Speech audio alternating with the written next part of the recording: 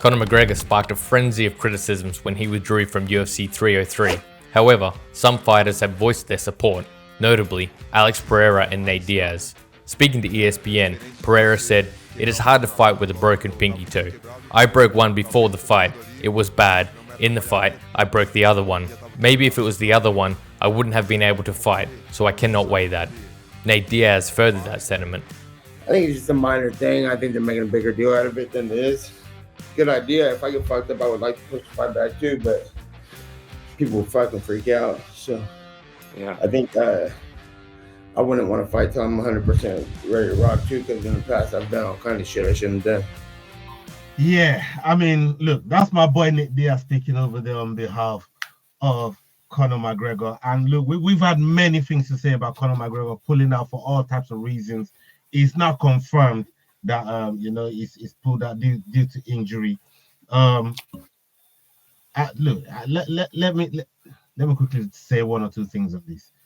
McGregor is always somebody that everybody loves McGregor in terms of what it brings to MMA, what is brought to the sport, the light that is brought to the sport, being able to increase some of the pay of his opponents and people he gets in the octagon with, in terms of that.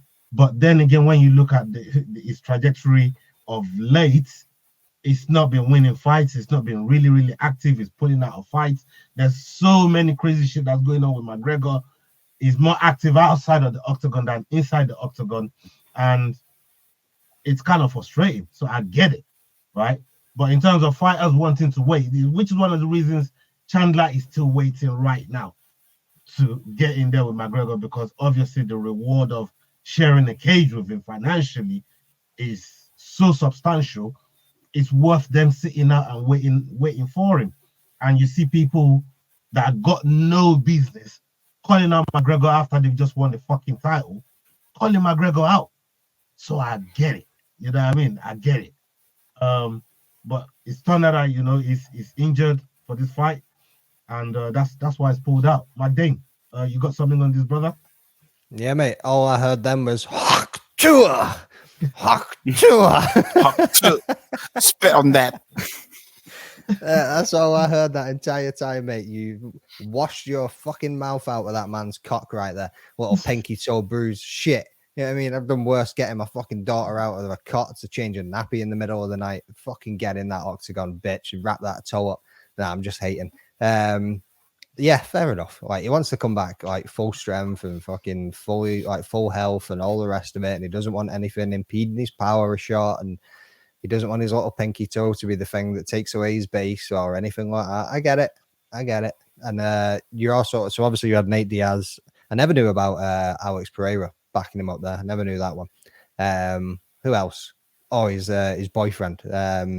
Ian Gary also fucking jumped on it too and said that it's none of your guys' fucking lives. So get over it and get on with it pretty much. But Ian Gary changed his tune as well on that. Ian Gary, Matt Brown. Oh, did he? Yeah. He was saying basically he's like he still deserves some criticism, but ultimately when you have that much money, can you blame him for just going like, why would I fight injured? I just won't fight. Yeah, fair enough. I get it. And I can 100% get why he's not doing it. But at the same time, you look at RDA replying to him and how much shit he gave to RDA when he pulled out with his ankle. And then he put up the picture comparisons and it just made Conor look like a little bitch with a little bruised toe. So, yeah, RDA had a rock melon for an ankle and McGregor's got a little bruised toe. Yeah.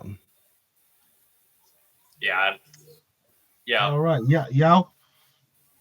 Look, I say Chandler should go and fight someone else and put in some random clause that says, if I get injured, Conor still pays me something ridiculous. Because at this point, it looks like we're going to wait for Conor forever.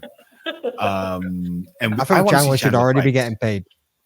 That's the thing, because I want to see him. I really want to see Michael Chandler fight. That fight he had against Justin Gaethje was insane. Chandler is a madman, and now to hold him back from us fans for this long is what's really killing me now. It's like, how are we keeping Michael Chandler, Iron Mike, on the fence for this long? Pinky toe or not, it's just like, let's do something that we can with him. McGregor is injured, or McGregor is this, or he disappeared, or he's a Bellator, or... But at least let's see Michael Chandler do something, because that's really what is exciting me about this fight is seeing not just Conor back, although McDain, I know you're not too excited, but not just seeing him back, but seeing him back against someone that's as insanely talented as Michael Chandler. So for me, I agree with what McDain said up front. Wrap it up. Let's get going. But in all honesty, look, I hope Conor gets better soon. I hope that toe gets better and that he fights Chandler soon because I just really want to see that fight. So Godspeed to Conor. Get better. Let's get in the octagon. So the other thing to consider here too is that you've got Chandler sitting on the sideline, and he's not taking the fight because he doesn't want to, like he was saying, he doesn't want to like write it in a clause that he still gets paid if he gets injured or whatever. Because it could be like, okay, you guys are fighting next weekend because McGregor said so, right? So he really is stuck on the fence. He did post a really funny video yesterday or the day before of it looked like his missus was filming him passed out on the floor after drinking a few. I think it was a joke, but it was pretty funny. Like he's just like, what the fuck do I do now? But the other thing to consider here is that McGregor's clearly on the juice, and so he's now got a 12-week off cycle. So now you're looking at probably at the earliest next year, because you got to wait for him to start his steroid cycle again to get back onto it. But let me ask you this though, Leroy. When you look at Chandler, because I heard Yao saying, Conor's holding Chandler back. Is Conor really holding Chandler back if Chandler's been offered fights by the UFC and he's saying no to those fights? Like, really and truly, Chandler's holding Chandler back by my calculations. What do you think? That's 100% the case, but it's because he's stuck between this. Like I was saying, like he would have taken another fight by now if he didn't think there was a possibility that they'd be like, okay, in 3 weeks, this is when McGregor's ready to fight. You either take it or we move on from you. He really is stuck in that limbo space, I believe. I think he should have moved on ages ago. The fact that he hasn't, he might as well just wait it out now. I think he's kind of holding himself back as well, though, because he's sitting there not doing anything. You know what I mean? Like, yeah. Well, he's staying busy, like training wise. Yeah, 100%. He posts tons of footage of him training.